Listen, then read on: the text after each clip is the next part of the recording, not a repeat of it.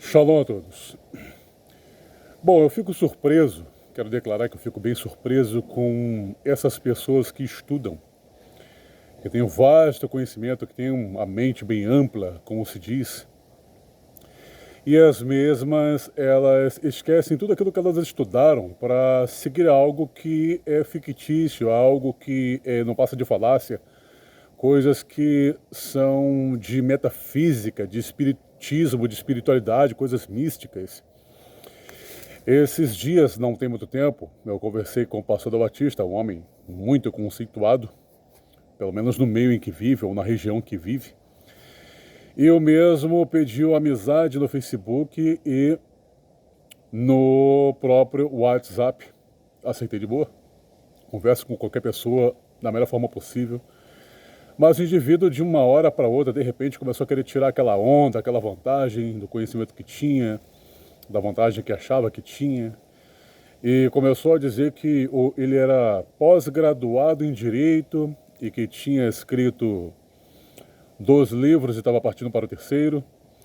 E o mesmo começou a tirar onda, falando de filosofia, falando que esse movimento racionalista, que é o que eu sigo, sou racionalista, surgiu na época tal e foi assim, mas não se sustentou. Bom, o que não se sustenta para mim hoje é a fé cristã. Infelizmente não se sustenta.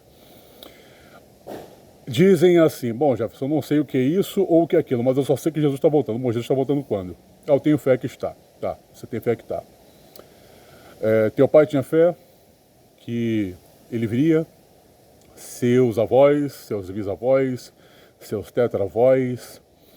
Bom, da época que Jesus falou que voltaria para o dia de hoje, passaram cerca de 22 a 30 gerações. E essa profecia, essa promessa não foi para estas 30 gerações, quase. Foi para aquela mesma época. Ele falou, antes que essas pessoas morram, antes que se passa essa geração, eu voltarei. Mas ele não voltou. Se ele não voltou naquela geração do qual ele havia feito a promessa, muito menos hoje ele vai voltar.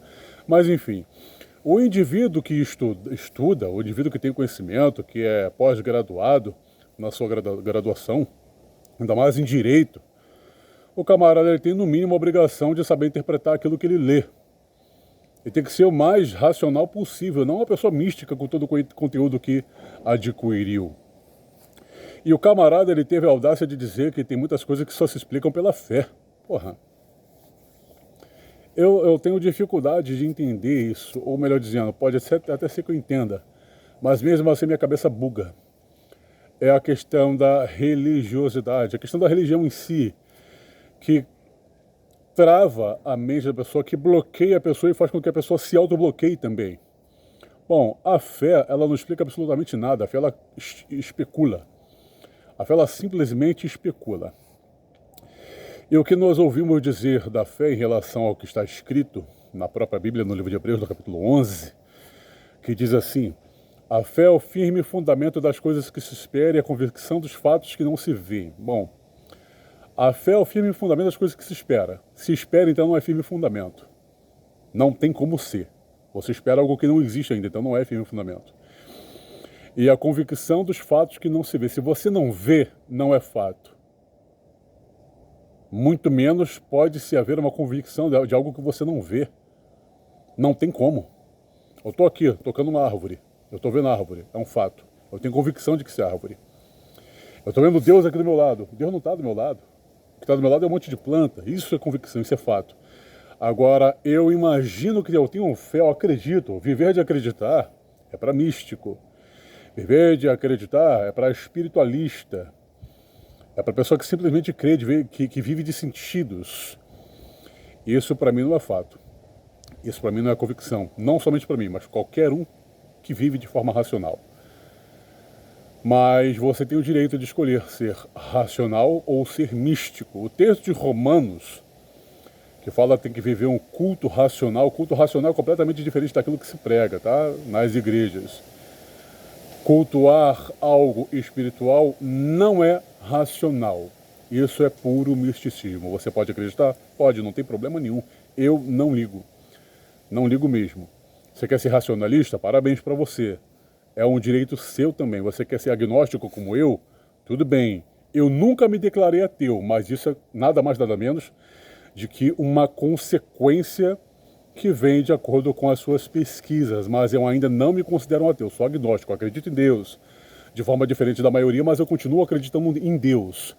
Mas eu sou um eterno questionador, eu questiono a Deus, eu questiono as Escrituras, eu questiono qualquer religião que se intitula como verdadeira. Verdade para mim é aquilo que eu posso ver, o parâmetro da realidade. Isso para mim é o que é real.